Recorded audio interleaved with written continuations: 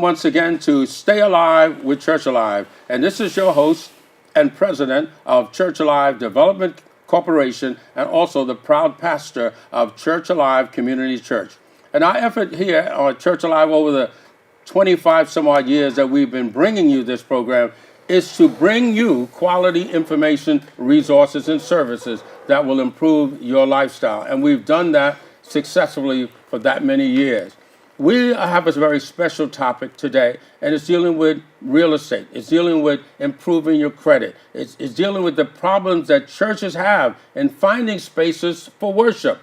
And to answer and to bring light on many of these issues, we have Capital Faith with us today, an organization that I have known for over 5 years and have serviced many churches and individuals throughout the New York metropolitan area.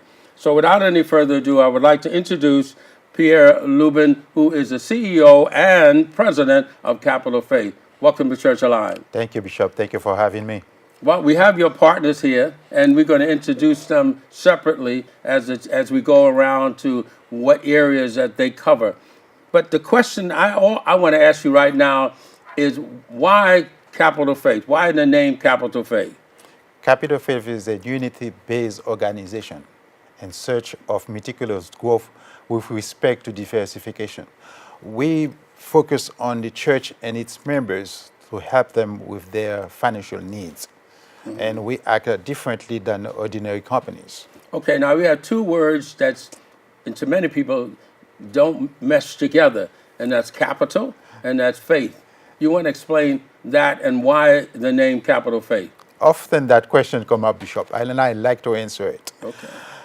Very often, you see, people who have capital do not have faith, they don't have God. And people who have God, they don't have faith. Mm-hmm. Right? So if you're in a position of having money or having assets or possibilities and having God with you, mm-hmm. you're much, much better situation than anybody. All right. Well, the Word of God says, you know, he said, I would that we prosper and be of good health. And he also said, according to your faith, so be it unto you. That's and so Capital Faith is actually merging this together so that people who want to do things and have faith to do it will have the wherewithal to do it. That is correct. And a system also in improving their level, because yes. Faith and credit goes together. That's right. If you have faith, you become credit worthy for God to do something. Yep. And if you have bad credit, yep. you got to improve it. That's right. So that you can do things for God. That's all right. I think we got all the scenarios out of the way now. And we want to introduce Steve Giamundo. Welcome to Church Alive. Thank you very much. Nice to be here. Now, your position is Vice President? Yes, I'm Vice President of Commercial and Industrial Real Estate Brokerage. Okay. Anything that pertains to those two areas, that's my area of expertise. All right. And we got our friend over here, Jeff Clark, who is also a Vice President, but yours is commercial loans. Tell us. Yes, my area is commercial loans. I'm here to analyze commercial loans for the company, as well as finding sources for the capital for various companies. Very good. And we want to thank you for the job that you're doing, all three of you. Thank you. But there's some questions that we put up on the screen that need to be answered, and that is helping churches find better place to serve God. Tell us a little bit about that, Pierre. Often in the Bronx, for instance, mm-hmm. which is where we are at, we have so many churches doing service in location that really not too attractive. Right. The pastors and the bishops, they would love to have some other place. Mm-hmm. But because of the finance, the cost of having another places make it extremely difficult. We come up with an idea, different idea, that yes, you can have a better place at less costly. Well, this is true, because a lot of churches are struggling, so they have to bring in other churches to worship in the same facility. And some churches have 3 churches on a Sunday. Yes. In the morning it's one church, the afternoons another church, and also in the evenings another church. And that the reason for it is they can't find places, and the problem is being able to afford your own property. What is it when you have somebody saying, I'm renting, how do you address that individual? Each individual, each case is different. That's why we do our financial analysis first to see what you can afford or how you're going to afford it. It's not so much what you have at this present time, it's what you're going to be able to make Right. in order for you to afford what you're going to buy. Okay, so you suggest stop renting and own. Owns. Okay. The ownership is much, much better. And and the residential part, you're looking at there's people 15, 20 years paying rent. That's What's right. in it for you? So we try to educate people, educate the church, changing the way they doing things. Steve, I want to ask you a question, but before I go to Steve, there are members in the church that have debt problems. They have credit problems. How do you help them? Back in 2007, as you probably know, and at the time of the real estate crisis, Right. there was about 47 million homes in Rio at that time. Okay, and we all know the bank is not in the business of holding properties or keeping properties. They're in business of making money. But when the bank have 47 million home, I ask myself, why they have them? Well, you find out it's because they cannot sell them. Well, for the most part, they cannot sell them because people have bad credit. Being in the business for so long, we know how to fix credit. So what we did at that time, we opened another company called Cosmos Financial Services to deal with the credit issues. We'll fix your credit, we'll repair your credit, if you never have credit before, we'll make sure you have credit, we'll do debt negotiations for you, and get you out of debt, get you in better shape. So actually, you're really assisting that person to become credit worthy. Absolutely. All right. Absolutely. Jeff, I'm going to ask this question in reference to, and maybe go to Steve in this question, because it has to do with what do the banks do? We just heard Pierre Lubin, Mr. Lubin, talk about the banks having a lot of properties and whatnot. What are they doing with all these properties that have been foreclosed? Well, let me just start by saying that banks are not in the business to own and hold on to properties. Their function is to collect deposits and to make loans, okay? And they make the spread on the interest between what they pay on the deposits and what they make interest in loans. Banks don't want to necessarily hold on to properties, okay? It becomes a burden for the bank. In many areas, the maintenance of the properties that are in arrear in their payments, properties that are arrear in the real estate taxes. These are major headaches for banks, and they prefer not to do that. And that's where that presents an opportunity for the correct individual. That is a big opportunity, because you're saying that banks are sitting with property. Yeah. So And they don't want it. They don't want it. They can't do anything with it. Right. Well, they can, but it's going to be a problem for them to maintain it and hold on to it. But I mean, banks are not in the business of property development. Correct. Okay. Steve, you're in the area of financing. Yes. Tell us exactly how you're able to help people in your area. Basically, we have to analyze the situation first and make sure that we can bring it to the point where we're helping the customer or the church at that point in time. We have developed numerous lenders that will finance churches. In the past, that was very difficult to do. But we've opened the doors in that respect.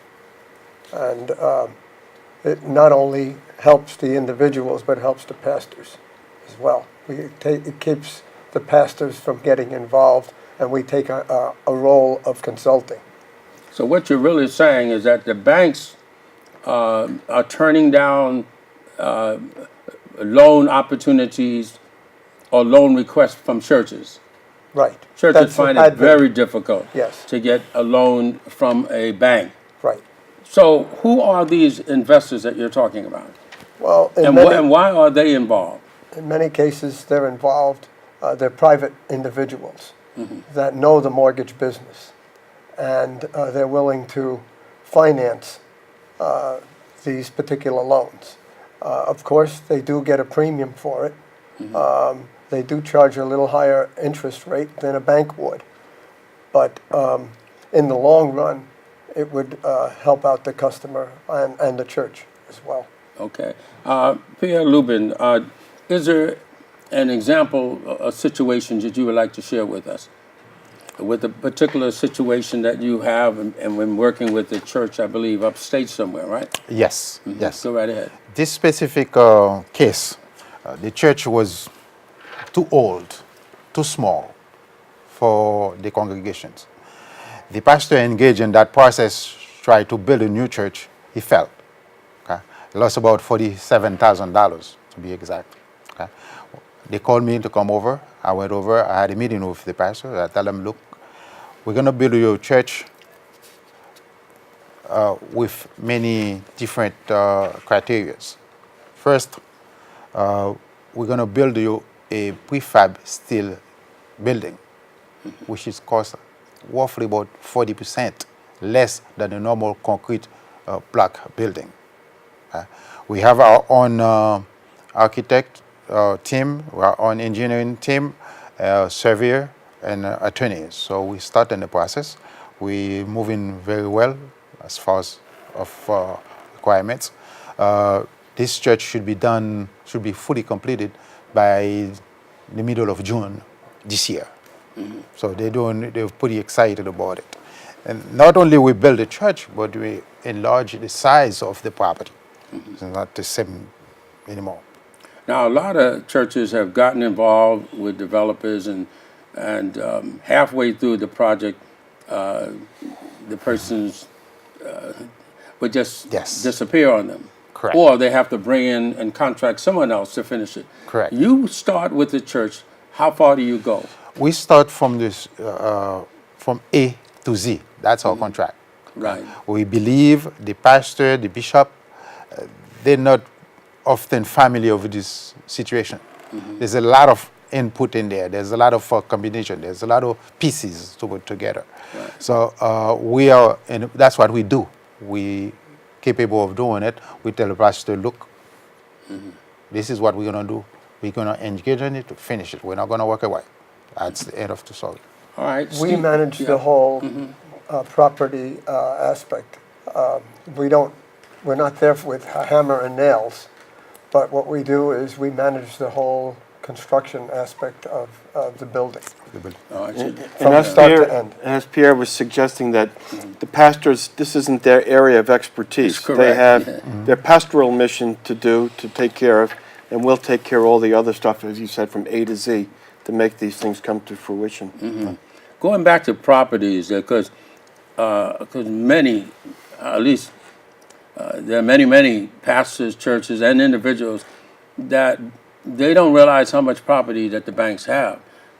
And so why are they willing, the banks, to liquidate a lot of the assets that they have? Well, as I mentioned earlier, the banks are not in this business to hold on to properties. You know, they'll take it as collateral for a loan, but if someone defaults, the bank wants to get rid of the property. And oftentimes, a short sale involves the sale will be less than the value of the loan and the property. So that presents an opportunity. And as Pierre suggested, and Jeff, we can help these individuals buy these types of properties at a price substantially lower than they could if they went in the open market. Right. We're going to look at some properties right now that are foreclosed property, and we want to deal with that. Those pictures come up. I want to ask this question because a lot of people have heard it, but they don't know what it means. Right. And that is short sale. Jeff, you want to deal with that? A short sale basically is where the bank has a number of properties, and they'll negotiate a lower price just to get the property off their books. That's basically what a short sale does. Yes. Yeah, you want to say something on that? No, that's absolutely correct. They don't want to have these assets on their books. Okay, that's hard assets. They don't want that. That's not their prime objective. As I said earlier, the banks are in the business for collecting deposits and making loans. And they make the spread on the interest rates that they charge and the interest rate that they receive. So they don't want to hold on to this real estate. It becomes problematic to the bank. And very expensive, may I add. Very much so. Yeah. Yeah, because if it's vandalized, the bank's Yes. got to fix it up. If it's hazardous Right. violations, the bank has to pick up all these summonses and violations. Don't forget the outstanding real estate And taxes. outstanding real estate tax, Yeah, correct? and in a lot of cases, the places will freeze because nobody's attending to it. Correct. And the pipes will burst. Right. Now you have an additional cost. Now, we're looking at some pictures now of some foreclosed properties. Right. And tell us the advantage of buying a foreclosed property. Well, often a foreclosed property, the advantage of is buying it for a lower price. That's the main thing. Often, some of them has need repair. You have to be willing to do that. You can also find a bank give you a loan to do the repair. We call for 3K to repair the property, buy it and repair it. So it's a big advantage. Do you help to find foreclosed property and then work with that particular person that's being, the credit's being worked on, the package is being worked on? Do you help in that area? Yes, we do. Our system is designed to work with people who's really struggling to know where they want to go, what they want to do. You know, a lot of times you find people, they don't know exactly what to buy, where they're going to buy, and how they're going to buy it. So that's why we sit with the customer and analyze their situation, because each case is different. That way we come up with a solution, yes. So what you're saying, the Capital Faith is one stop. One stop. That's what Yeah. we want. You see, there's only 3 of us here, but we also have other parts of the company that's not here. And the real estate level, for instance, we have a real estate broker, our own real estate broker in a house to help you find residential properties. Very good. Yes. Steve, there's a term used, REO, Right. and we've seen it on different packages being in the banks, or you're seeing it advertised or Well, advertised. What is REO? REO is short for real estate owned. Estate owned. REO. Right. And these are properties that the bank has that they could not auction off, that they're sitting on their books, and they want to dispose of them forthwith. Very good. And that's basically it. So this is an opportunity, you're saying? Oh, absolutely. Actually, everything we've talked about Yes, right now has yes. really been opportunities Yes, yes. that many haven't not been aware of, Yes. and have sort of given up on buying a home or a house or property because of the fact that they think that they have to have money going in. Yes. Okay. Yes.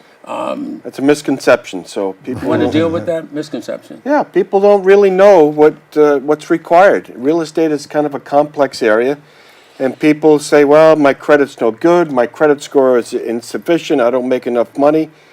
All of these things can be analyzed and addressed, and as Pierre used before, we can qualify these particular individuals to get over that hurdle, to get the pride of ownership, and have a happier life.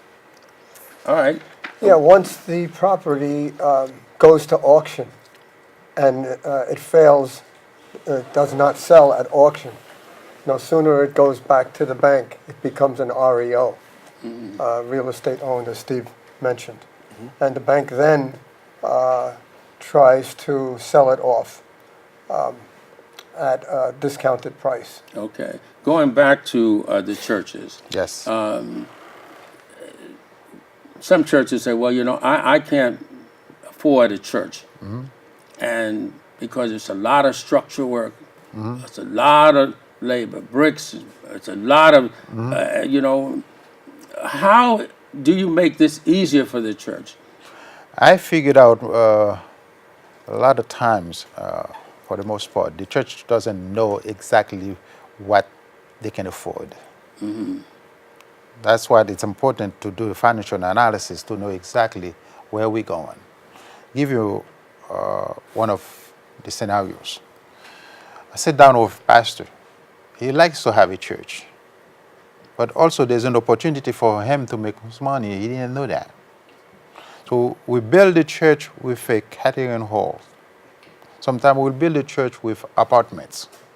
That way the church will have a cash flow coming in, so they don't have to struggle with their mortgage payment.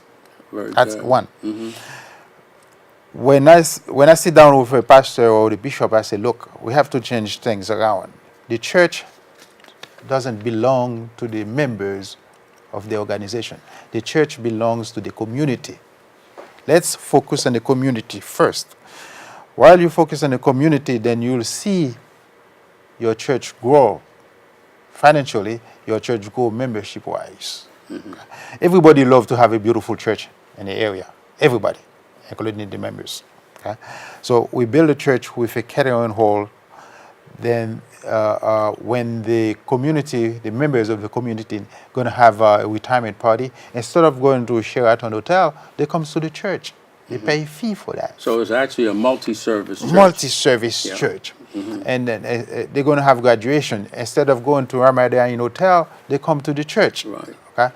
That way you will see the community start using the church. The fact that the community start using the church, you become friendly to the church. Okay, you know, Then you see the membership start growing. you mentioned earlier Yeah. about the type of church, because I know when you go into the South and you go into other areas, Yes. we see churches just coming up almost overnight, and they're mega churches. Yes. But the construction, you know, is very it's unbelievable. That was going to be my second point. Yeah, I'm saying go right ahead. Yeah. Down south, most of the mega churches, they're not in brick and stones, they prefab steel buildings. Prefab. Yeah. And that's about roughly about 30% less than the normal brick and blocks buildings. So you mean the Okay. church is in parts? It's in parts. And you put it together like a puzzle. Like a puzzle, right put on it together. Right on a piece Yeah. of property. Yes. Yeah. And you don't have to wait for all the, You don't have, see, it's done so fast. Yes. yeah. So fast. That's why a lot of times you pass in certain blocks, you see an empty lot, and 2-3 months later, and come back, it's a beautiful building. So what happened? What happened? That's a Prefab. prefab steel building because it's already pre-made. All they have to do is come in and install it. But you have to be prepared for that. You have to have a core group of people doing that. Right. Well, you sit down with them and look over different plans. Different plans. For different sizes, different looks, Right. different shapes, all to fit into that lot. That's right. Yes. That's fantastic. Yes. And in many cases, as Pierre just mentioned, that it goes up almost instantaneously. Yeah. Right. In 5 months, you've got a church. I've seen that happen. Yes. I've seen that happen. Well, Then- we need two programs to really to do our very best with this particular project. Developing in churches, qualifying our members. Yes. We have a lot. We'll give you about 30 seconds to share with the viewing audience on exactly what you would like to have them to do right now. They're watching this program, and many of them are interested. Right. But the question is, what do I do now? This is an opportunity for the viewers to not saying, I cannot qualify, I'm not qualified. It's not going to cost you anything to call us. Call us, 203-975-8552. We'll do the full, complete analysis for you, help you to qualify if you're not qualified, to get you out of rent. You're looking at a lot of people paying rent 10 years, 15 years, 20 years. I'm asking myself, what's in it for you? Let's get out of rent. Okay? You can get out. If you've been paying rent for 10, 15, 20 years, you may be in position of paying your own home. You leave it for your children. But you have to call us. It's the same situation for the church. The pastors, the bishop, call us. We sit down and talk to you. We're not going to charge you anything for that. So let's figure out what we can do to move forward. And we also have a lot of people in church have bad credit. Okay? And bad credit, is it correct? We can correct that. So give us a call, 203-975-8552. We'll be very fair with you and we'll get it done. Well, I want to thank all of you. I want to thank you so much. Thank you very much. Steve, Thanks for having us. Thank you, and, Pastor. Thank you very much. Pierre and Thanks Jeff a lot. all the way over there. And you have brought us quality information, resources, and services. And that's what Church Alive is all about. Now, I want to make an offer to our viewing audience. And we've been now 30 years or more on BronxNet. And many of you are aware that we have won at least 13 awards for the best television talk show on Cablevision. And to do that celebration, and also we're celebrating this month, Negro History Month. And we would like to make this gift available to you. It's called the Journal of Negro History. These books were buried for over 50 years. And they were found in the warehouse, Saks Warehouse on 149th Street. They were buried there. There was a truckload of these books that were heading into the New York area, and it disappeared. We were very fortunate to be able to get into that warehouse, and these books were turned over to us. Many, many sets. We donated a set to the Schaumburg Library, and another set was donated to Farley Dickinson University. And the remaining parts of the set, these books, written by Carter G. Woodson, founded by Carter G. Woodson, and these books are collector's items that you can't buy anywhere, but we want to make them available to you. You say, Reverend Birkett, how do I get a book? Well, we want you to get it, but we also would like you to support our ministry. And these are priceless books, unbelievable information inside these books. And we want you to be able to get it. The telephone number is coming on the screen. All information is there. Or you can call us and we'll give you instructions on how we can get the books into your hand. Now, we only have about 50 copies left. So therefore, it behooves you to respond quickly. I want to take this time to thank all of you for allowing Church Alive to come into your homes. And we've done our best to bring you quality information, resources, and services.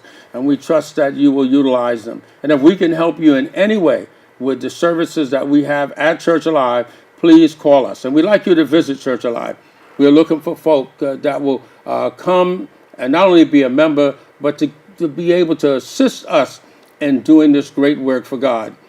We'd like you also to continue to pray for our mission.